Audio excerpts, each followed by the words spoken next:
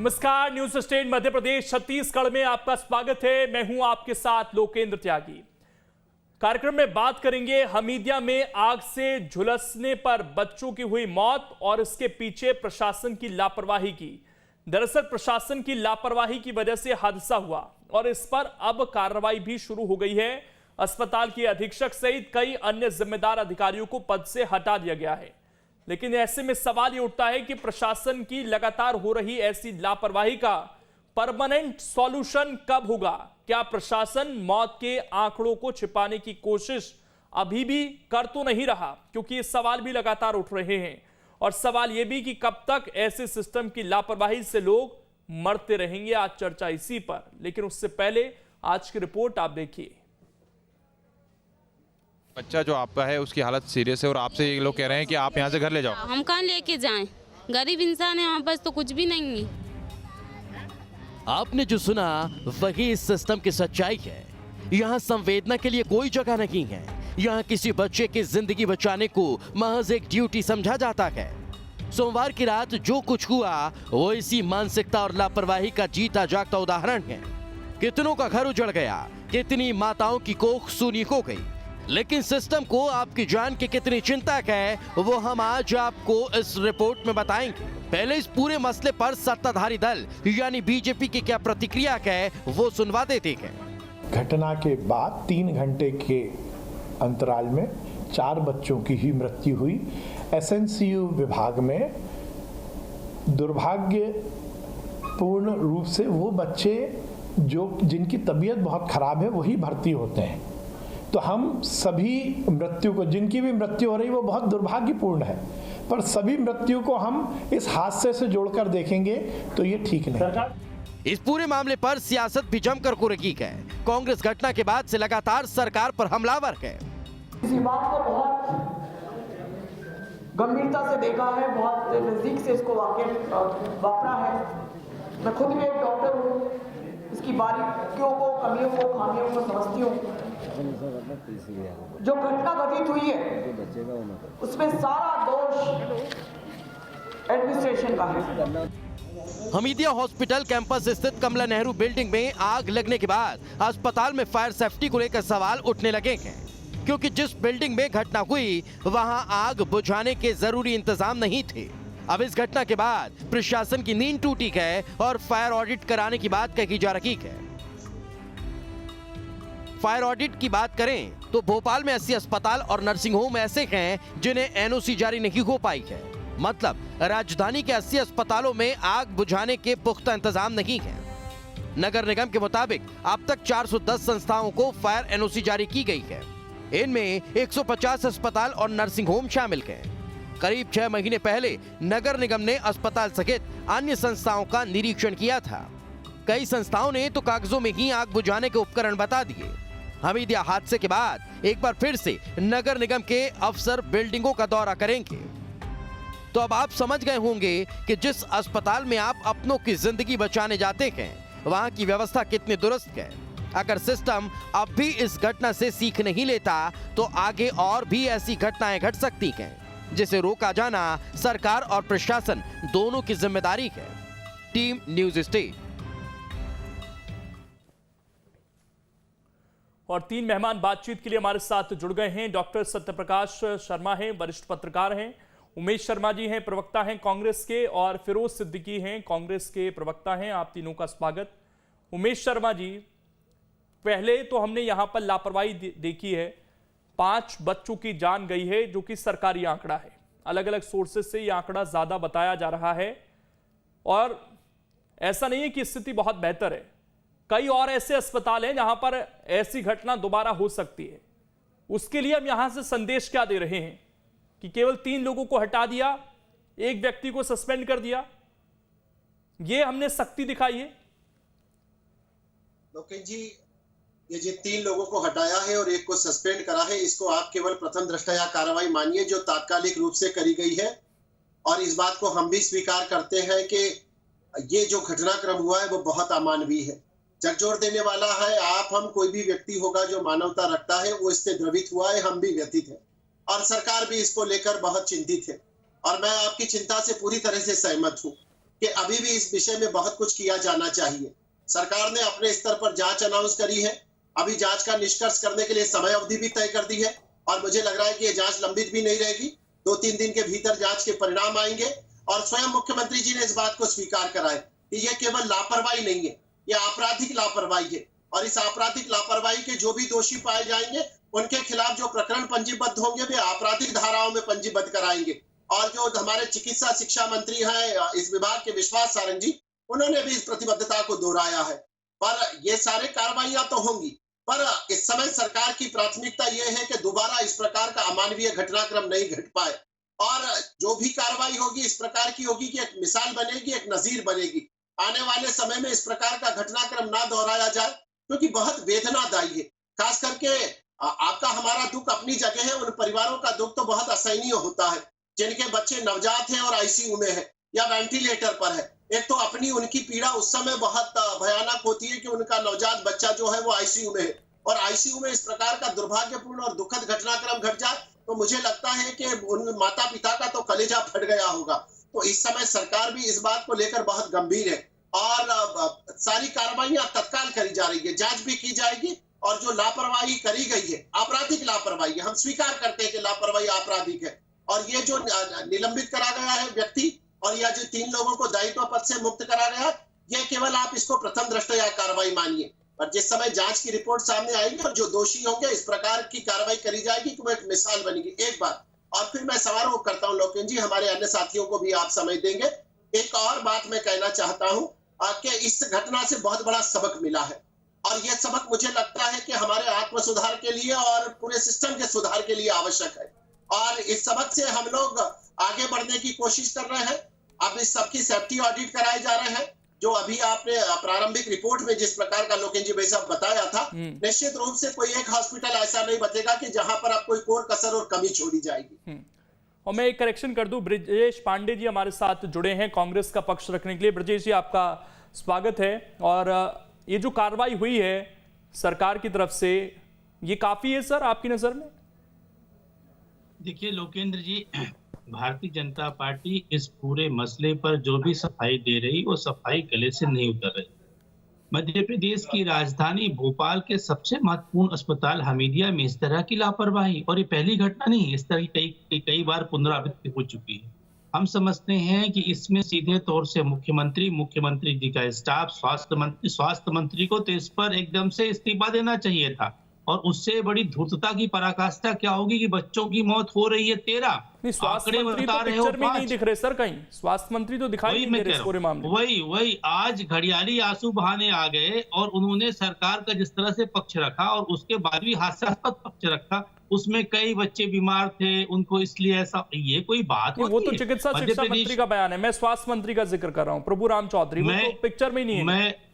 मैं आपसे क्या कह रहा हूँ कि चिकित्सा स्वास्थ्य मंत्री या स्वास्थ्य मंत्री जो भी इसके में इन्वॉल्व हो या जो भी इसमें दोषी हो, इनको इस पर इस्तीफा देना चाहिए। क्योंकि आप बताइए कि राजधानी के अंदर बिना एनओसी के आपने कैसे सर्टिफिकेट जारी कर दिया और बिना अग्नि बुझाने का आपके पास संयंत्र नहीं है और आपने जो है वो जारी कर दिया, ये तो कोई बात नहीं हुई। और उससे भी हट करके मध्य प्रदेश के अंदर जितनी भी अस्पताल हैं, ये तो सरकारी अस्पताल है, जितनी प्राइवेट अस्पताल है उसमें भी इसी तरह की बद इंतजामी है। तो आज हमारा मरीज, जो भी किसी भी वार्ड का मरीज हो, चाहे वो मेडिसिन का हो, चाहे वो सर्जरी का हो, चाहे गायनों का हो, अस्पताल जब जाता है तो सोच करके जाता है कि हमको डॉक्टर जो होता है वो देवदूत की तरह उसको मान के जाता है कि हमको वहां से अस्पताल से जो है रिलीफ मिलेगा, हम स्वस्थ होकर के आएंगे, और वहां इस तरह का हादसा हो जाए। और सबसे बड़ी बात आप देखिए कि इस पूरे के पूरे मसले पर जिस तरह से कार्रवाई की गई, ये तो मुझे बड़ी चौंकाने वाली कार्रवाई लगती है। आपको पूरे जितने भी लोग इस घटना चक्र में संलिप्त हैं, सीएमओ से लेकर के कैजुअलिटी मेडिकल ऑफिसर से लेकर के ऊपर तक के अधिकारियों को इसमें इमीडिएट सस्पेंड करना चाहिए, सबके खिलाफ जांच आयोग बिठाना चाहिए। और इस तरह की घटना हमीदिया या अन्य सरकारी अस्पतालों में क्यों हो रही है, सरकार को इस पर चिंतन करना चाहिए। सरकार को कायदे से हाई कोर्ट के रिटायर्ड जज की अध्यक्षता में कमेटी गठन करना चाहिए। उमेश शर्मा जी ने इस दर्द को साझा किया, इसके लिए उन्हें साधुवाद दूंगा। लेकिन जो सरकार की नैतिक जिम्मेदारी है, सरकार को उससे बचना नहीं चाहिए, सरकार को मुंह नहीं मोड़ना चाहिए। क्योंकि आम आदमी अगर कहीं भी जाता है अस्पताल के अंदर तो सोच के ही जाता है कि हम जब लौट करके आएंगे अस्पताल से तो स्वस्थ होकर के आएंगे, और वहां से इस तरह की कैजुअलिटी, बहुत इस घटना की मैं कटु भर्त्सना करता हूं। और शासन प्रशासन के अधिकारियों की, सरकार की पूरी अब तक की कार्रवाई, सरकार को और कठोरतम कार्रवाई करने की आवश्यकता है। डॉक्टर सत्यप्रकाश शर्मा जी, ये जिस तरह की घटना घटी, एक सवाल जहन में उठता है कि अगर कोई क्राइम हुआ है और इसको क्राइम से कम ना माना जाए तो उसमें पहले एफआईआर होगी या पहले उसमें जांच बैठेगी, उसके बाद ये तय किया जाएगा कि कौन जिम्मेदार है इसमें। जबकि तस्वीर काफी हद तक साफ दिख रही है कि कई बार नोटिस दिए गए, उसके बावजूद इन्होंने एनओसी नहीं कराई वहां पर, ना ही इन्होंने फायर सिस्टम को बेहतर किया। नई बिल्डिंग में शिफ्ट होने वाला था, वो भी पता नहीं किस चक्कर में अटका हुआ था वहां पर। दूसरा, जो अभिभावक हैं वो किस तरीके से परेशान हुए हैं वहां पर। कुछ तो ऐसे होंगे शायद जिन्हें अभी भी ठीक से जानकारी नहीं मिल पा रही है कि उनके बच्चे किस हालत में हैं, ठीक हैं या नहीं हैं, क्योंकि नवजात होते हैं, कई बार कंफ्यूजन भी हो जाती है। तो ये स्थिति अगर बनी है तो इसमें केवल 3 लोगों को हटा दिया, 1 को सस्पेंड कर दिया, ये काफी है। इससे हम एक कड़ा संदेश दे रहे हैं उन अस्पतालों को जो अभी भी बिना एनओसी के चल रहे हैं, और वो चल रहे हैं वो बड़ी बात है बिना एनओसी के। जी जी जी लोकेश जी, सबसे पहले तो आपके प्रश्न का जवाब देता हूं, फिर दूसरी बात पे चलता हूं। आपने कहा कि पहले इन्वेस्टिगेशन होना चाहिए या एफआईआर होना चाहिए। ऐसे मामलों में पहले इन्वेस्टिगेशन होता है, पुलिस इन्वेस्टिगेशन एफआईआर के बाद होता है। तो इन्वेस्टिगेशन इमीडिएट होना चाहिए और कम से कम एक जस्टिस या जज की हेडशिप में एक कमीशन बैठना चाहिए, और उसके बाद उसकी रिपोर्ट, भले ही उसके 3 माह का कार्यकाल होता है, लेकिन ये इमीडिएट रिपोर्ट आनी चाहिए, और उसके बाद गिल्टी के खिलाफ एक्शन होना चाहिए, कड़ी धाराओं में एफआईआर होना चाहिए, और ये क्रिमिनल केस बनता है उनके अगेंस्ट। पहली बात। अब बात ये आती है कि हम हर बार मध्य प्रदेश या देश के कई राज्यों में ऐसी घटनाओं को देखते हैं, लेकिन इन घटनाओं से केवल इतना सबक लेना कि हम वहां के जिम्मेदार लोगों को सस्पेंड कर दें, टर्मिनेट कर दें, उनके अगेंस्ट एफआईआर कर दें, क्या इन घटनाओं से उन पालकों को या उन नवजात जिनकी जिंदगी चली गई उनको दोबारा जिंदगी मिल पाएगी? क्या इस सिस्टम को सुधारना पड़ेगा। यानी कि प्रदेश में हमने कोविड से नहीं सोचा, सीखा कि ये घटनाएं होती, इंसिडेंट होते। कोविड के समय में आपने देखा होगा कितने इंसिडेंट्स हुए। आपने देखा होगा कोविड के कारण कई हॉस्पिटल्स में, ज्यादातर हॉस्पिटल्स में ऑक्सीजन पाइपलाइन बिछाए गए हैं, तो रिस्क और ज्यादा बढ़ी है, फायर ब्रेक की रिस्क बढ़ रही है। यानी कि इंफ्रास्ट्रक्चर हम ऐसा डेवलप नहीं कर पा रहे हैं। कुछ राज्यों से, कुछ विदेशों से हम ये नहीं सीख ले पा रहे कि हम आगों को अस्पताल में, विशेषकर स्पेशल जो न्यूबॉर्न केयर यूनिट है, ये बहुत महत्वपूर्ण होती है। जैसा कि आपके मंत्री जी ने कहा, चिकित्सा शिक्षा मंत्री जी का जो मैं बयान सुन रहा था, जो आप दिखा रहे थे अभी, उन्होंने ये कहा कि भाई जो वहां पर क्रिटिकली जो सिचुएटेड कंडीशन बच्चे होते हैं उनको रखा जाता है, तो किस कारण से उनकी मौत हुई। मुझे बड़ा आश्चर्य होता है मध्य प्रदेश की सरकार पर, जहां की शिवराज सिंह चौहान जैसे गंभीर और संवेदनशील मुख्यमंत्री हो, वहां पर मंत्री जी का बयान ये आता है ऐसे इंसिडेंट के बाद कि भाई वो कितने किस्से मरे। सबसे पहले तो ये तुरंत ऑडिट होना चाहिए कि कितने बच्चे इसमें गए हैं, कितने बचे हैं। प्रदेश की जनता के सामने चीज लाना चाहिए। जब तक हमको मौतों के आंकड़े कर हम अंधेरा रखेंगे तो हमको पता कैसे लगेगा, हम उसके खिलाफ कार्रवाई कैसे करेंगे, हम उससे सीख कैसे लेंगे, ये बहुत इंपॉर्टेंट है। अब आपकी बात, दूसरी बात जो आती है कि ये जो सरकार है, सरकार ने जो एक्शन लिया है, सस्पेंशन किए हैं, अच्छी बात है, क्योंकि इमीडिएट एक्शन भी लेना पड़ता है कई बार प्रदेश की अन्य जनता को दिखाने के लिए या अन्य लोगों को दिखाने के लिए। लेकिन इससे रिलेटेड जो डिपार्टमेंट्स हैं, जैसे जो म्युनिसिपलिटी होती है या म्युनिसिपल कॉर्पोरेशन होता है, जिस शहर में या जिस जगह ये हॉस्पिटल्स होते हैं, चाहे वो गवर्नमेंट हो या नॉन गवर्नमेंट हॉस्पिटल हो, वहां पर वो क्या सोते रहे, उन्होंने कैसे एनओसी अभी तक क्यों जारी नहीं की? क्योंकि ये फायर ऑडिट होना तो एक टाइमली चीज है, ये बहुत इंपॉर्टेंट है। जितना दवाई देना इंपॉर्टेंट है, उतना इंपॉर्टेंट ये और ज्यादा है। और मैं आपको बार बार कह रहा हूं, ऑक्सीजन की उपलब्धता से, उसकी पाइपलाइन डलने से जो इंसिडेंट की संभावना है वो और ज्यादा बढ़ गई है।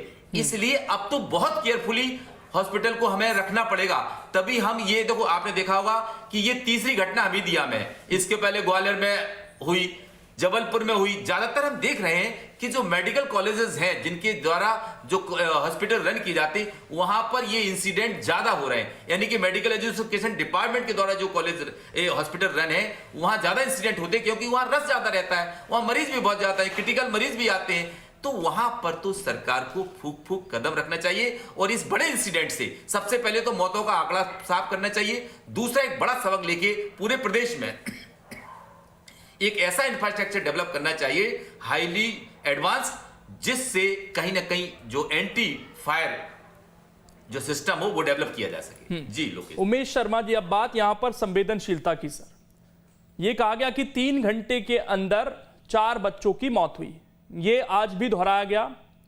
ये पैमाना किसने तय किया सर कि 3 घंटे का ही तय होगा पैमाना? वहां से जब बच्चों को ले जाया जा रहा था और किस हालत में ले जाया गया वो वीडियो भी आज न्यूज स्टेट ने दिखाया है। एक स्ट्रेचर पर 10-10 बच्चे ले जाए गए। उस दौरान इस बात की गारंटी कौन दे रहा है कि वो 3 घंटे से ज्यादा बच गए तो वो उनकी किस्मत थी, लेकिन बाद में गए तो ये उस परिवार को कम से कम बताया जाए कि हो सकता है कि ये ऐसी घटना का परिणाम है, इसे हम अलग कैसे कर दें। निश्चित रूप से उन 40 बच्चों में बताना चाहिए सरकार को कि कितने बच्चे सुरक्षित बच्चे हमारे बीच हैं और कितने बच्चे हमारे बीच नहीं है। अब वो बताने में हर्ज क्या है? हम क्यों टेक्निकल इश्यूज में जाना चाहते हैं इतने संवेदनशील मामले को लेकर? ठीक है लोकेन जी, एक तो मैं जो सत्यप्रकाश जी भाई साहब ने विषय रखा है मैं उस विषय से 100% सहमत हूँ। इस दुर्भाग्यपूर्ण घटना से हमको बड़ी सबक लेना है और जिन आवश्यक सुधारों की और उन्होंने संकेत करा, मुझे लग रहा है कि वो बहुत सकारात्मक सुझाव है और सार्थक सुझाव भी है। और मैं व्यक्तिगत अपने स्तर पर इस बात की आश्वस्ति भी देता हूं कि जो सुझाव अभी सत्यप्रकाश जी के माध्यम से प्राप्त हुए हैं सर, ये सुझाव नहीं दिए उन्होंने, ये नेसेसिटी बताई है उन्होंने जो होनी चाहिए थी। ये सुझाव नहीं कहेंगे, होना चाहिए, ये नेसेसिटी थी जो ऑलरेडी होनी चाहिए थी। ये भी लोकेन जी उन्होंने ये भी कहा है कि इस प्रकार के सिस्टम को डेवलप किया जाना चाहिए, क्योंकि अब नई ऑक्सीजन पाइपलाइन बिछ रही है, उसको संदर्भ में भी उन्होंने कहा है, जो सुझाव भी दिए हैं और जो वास्तविकता बताई है। मैं आपके शब्दों को स्वीकार करके दोहराता हूँ कि जो उन्होंने वास्तविकता से अवगत कराया है और जो सुझाव दिए हैं, मैं निश्चित रूप से जिम्मेदारों तक अभी तत्काल इस चैनल के बहस के बाद ये विषय को पहुंचाऊंगा। एक तो ये बात, और दूसरा मैं लोकेन जी इस बात की आश्वस्ति देना चाहता हूं कि इस प्रकार के घटनाक्रम पर कुछ भी अमानवीय बर्ताव नहीं करा जाएगा, ना तो मौतों के आंकड़ों को छुपाया जाएगा और ना गैर जिम्मेदाराना ढंग से पल्ला झाड़ा जाएगा। इस बात को आगे बढ़ के 2 कदम आगे आकर इस बात को स्वीकारेंगे कि हाँ ये लापरवाही हुई है। स्वयं मुख्यमंत्री जी ने, आप देखेंगे कि जो तत्काल पहली प्रतिक्रिया दी थी, उस पहली प्रतिक्रिया में मुख्यमंत्री जी ने संवेदना के साथ कहा था कि वास्तव में ये गंभीर लापरवाही हुई है और आपराधिक लापरवाही हुई है। और पहला बयान जो चिकित्सा शिक्षा मंत्री का आया था, कमोबेश उन्होंने उसी लाइन पर कहा था। हम इस घटना से आहत है, कोई भी व्यक्ति होगा आहत है, सरकार भी कोई पत्थर की बनी हुई नहीं होती है, सरकार भी आहत है। तो मुझे लग रहा है कि किसी भी प्रकार का पर्दा नहीं डाला जाएगा और इसमें छुपाने जैसा कुछ भी नहीं रखा जाएगा, क्योंकि नहीं तो बता देना, क्लियर कट सरकार बता दे कि कितने बच्चे उन्हें सुरक्षित हैं। नहीं सर, मुझे कल ही आपके प्रवक्ता बैठे थे सर, वो 7 का आंकड़ा देकर गए। यहाँ पर प्रवक्ता भी नहीं थे, सांसद थे वो, कल वो 7 का आंकड़ा देकर गए यहाँ पर। नहीं, मुझे लग रहा है कि लोकेन जी ये विषय केवल मीडिया ट्रायल से भी सॉल्व होने वाला नहीं है और ये विषय मुझे लग रहा है कि तथ्यों को छुपाकर भी रखा नहीं जा सकता है। और आपको मैं विश्वास दिला रहा हूँ, एक भी तथ्य छुपाया नहीं जाएगा। और कम से कम मैं मुख्यमंत्री जी की ओर से इस बात की आश्वस्ति उमेश देता शर्मा हूं जी, कि उमेश शर्मा जी आप विश्वास दिला रहे हैं, मैं मान रहा हूँ, लेकिन इसमें कुछ ऐसा लॉजिक है कि अभी हम गिनेंगे बैठकर ये जो चीजें हो चुकी हैं। वहां पर मीडिया कर्मी लगातार मौजूद है, वहां पर वो बता रहे हैं कि आज भी 2 बच्चे दिए गए हैं, हैंडओवर दिया गया है बच्चों का, यह आंकड़ा 12-13 तक पहुंच गया है। ये कहने में सरकार को क्या हर्ज है? नहीं, सरकार एक भी बात को देखिए, सरकार जल्दबाजी में ना सच बोल सकती है और सरकार का जल्दबाजी में बोला हुआ सच कभी कभी मुझे लगता है कि आंशिक सच होता है। तो तथ्यों की पड़ताल तो करना पड़ेगी लोकेन जी। एकदम से बिल्कुल हम रेमेडियली कहेंगे कि नहीं इसी समय सारी चीजें सामने लाई जाए, वो भी संभव नहीं है। और उन परिजनों के साथ भी सरकार खड़ी हुई है जिन्होंने अपने बच्चों को खोया। वो बच्चे हमारे बच्चे, इस मध्य प्रदेश के बच्चे हैं, तो हम उनकी दर्द से अपने आप को अलग नहीं कर सकते और अलग नहीं कर सकते। और इस घटना का एक पहलू ये भी है कि कुछ लोग अगर अपराधी हैं तो निश्चित रूप से उन पर आपराधिक कार्रवाई होगी, पर कुछ लोग ऐसे भी थे कि जिन्होंने अपने प्राणों को हथेली पर रखकर वहां पर 35-36 बच्चों को वो झुलसती हुई आंख से बचाने के अंदर खुद को झोंका भी है। तो ऐसे चेहरों को भी सामने लाना पड़ेगा कि जिन्होंने उस समय अपने कर्तव्य का निर्वहन बहुत वो सब दिखा रहे हैं सर, हम सब लोगों के तस्वीरें दिखा रहे हैं, बिल्कुल सारी चीजें दिखाई गई हैं। लेकिन जो सवाल है ना सर, वो तो अभी भी बने हुए हैं। वो सवाल बने हुए हैं कि अभी भी ऐसे अस्पताल संचालित हो रहे हैं, कब उनके लाइसेंस रद्द करेगी सरकार? करे ना, एक लाइन से सबके लाइसेंस रद्द किए जाए, ये जो जांच बंद कर दिया जाए ऐसे अस्पतालों को जो मौत बांट रहे हैं। मैंने आपको पहले भी कहा था, लोकेन जी की मिसाल बनेगा। यह घटनाक्रम को विस्मृत करने जैसा घटनाक्रम नहीं है, यह हिला देने वाला घटनाक्रम है, और इस झकझोर देने वाले और हिला देने वाले घटनाक्रम के ऊपर कोई लेटलाली अब बर्दाश्त नहीं करी जाएगी। आपकी नजर में एनओसी कंपलसरी है उमेश शर्मा जी? निश्चित रूप से है। तो अगर अभी जाकर ये देखा जाए कि इस अस्पताल के पास एनओसी नहीं है तो कितनी देर लगती है कार्रवाई करने में? उसमें जांच जैसी क्या चीज है? अगर कोई अस्पताल नहीं देता एनओसी, अगर वो मीडिया में छप रही है कि ऐसे इतने अस्पताल हो सकते हैं, तो सरकारी अधिकारियों को ये काम करने में कितना समय लगता है? समय दिया जा रहा है कि वो तैयारी कर ले अपनी फटाफट। लोकेन जी दोनों पक्षों को देखना पड़ेगा, दोनों पक्षों को देखना पड़ेगा। चिकित्सा के क्षेत्र से जुड़े हुए जो नर्सिंग होम है या हॉस्पिटल से, चाहे वो प्राइवेट हो या सरकारी हो, अगर तत्काल रूप से उनका लाइसेंस निरस्त कर दिया जाएगा तो मुझे लगता है तो जुर्माना ठोके सर, जुर्माना ठोके, कोई दूसरा वो निकाले ना, जुर्माना ठोके।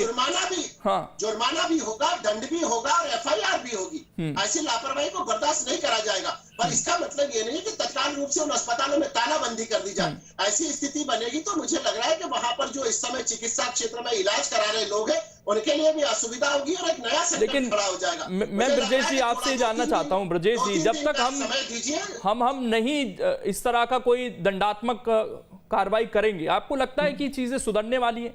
ब्रजेश जी, सिस्टम इस तरह का है हमारा कि यहाँ जब तक डंडा ना चले नहीं सुधरते लोग। नहीं लोकेन साहब, बिल्कुल सही सवाल आपने किया, और अभी आपने उमेश शर्मा जी से भी बढ़िया सवाल किया। मैं समझता हूं कि इनके खिलाफ न सिर्फ आपराधिक प्रकरण दर्ज करना चाहिए, बल्कि सीआरपीसी की उन धाराओं के तहत इनके खिलाफ कठोरतम कार्रवाई करना चाहिए, जिसके बाद इनके यहाँ एक नजीर जाए।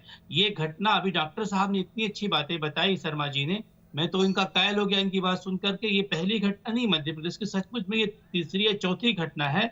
उसके बाद भी मध्य प्रदेश की शिवराज सिंह सरकार की कुंभकर्णी नीति नहीं टूटती है। अब आप बताइए, इस पूरे घटना में जब मीडिया इतना हाईटेक हो चुका है, एक एक चीज, एक एक पोस्टमार्टम के पहले वो सारी कैजुअलिटी किसकी हुई, क्या हुआ, कौन बच्चे की डेड बॉडी है, वो सब चीज दिखा चुका है। उसके बाद भी ये झूठे आंकड़े बता रहे हैं। एक परिजन, मैं बताऊं, बाग सेवनिया की रहने वाली एक परिजन, जिसके अभी कुछ दिन पहले ही बच्चा हुआ है, उसकी माँ सोनाली, वो अचार बनाने का काम करती है। उसके बच्चे को अस्पताल प्रबंधन ने कह दिया, साहब आपके बच्चे की तो डेथ हो गई। उसने कहा नहीं, ये मेरा बच्चा ही नहीं है, मैं अपने बच्चे को जानती हूँ, मैं इसकी माँ हूँ। बाद में इस बात को लेकर के जब घर वालों ने वहां पर भूख हड़ताल शुरू कर दिया, तब जाकर के अब उसका डीएनए टेस्ट हो रहा है। ये कितनी बड़े दुर्भाग्य की बात है, और भी राजधानी में। और उस सबसे भी अधिक हटकर के बात यह है, मेरा इस पूरे घटना चक्र में लोकेन साहब आपके माध्यम से मानना यह है, और मेरी मांग है कि इसके लिए स्वास्थ्य मंत्री को इस्तीफा देना चाहिए, क्योंकि ये बड़ी अस्पताल है और इसमें मेडिकल कॉलेज का इंटरफेयर होता है। इसमें विश्वास सारंग जी से भी सफाई लेनी चाहिए। और सबसे बड़ी बात यह है कि एसीएस मोहम्मद, चलिए सर, समय नहीं है मेरे पास, लेकिन उम्मीद है कि इस मुद्दे पर, जैसा कि उमेश शर्मा जी ने कहा है कि हम इसको जाने नहीं देंगे, हम भी यही उम्मीद करते हैं कि जितने भी बच्चों की मौत हुई है, ये आगे जरूर एक रास्ता साफ करे कि और बच्चे इस तरह से अपनी जान ना गंवाएं। शुक्रिया आप सभी का जुड़ने के लिए। छोटा सा ब्रेक, जल्द वापस लौटेंगे।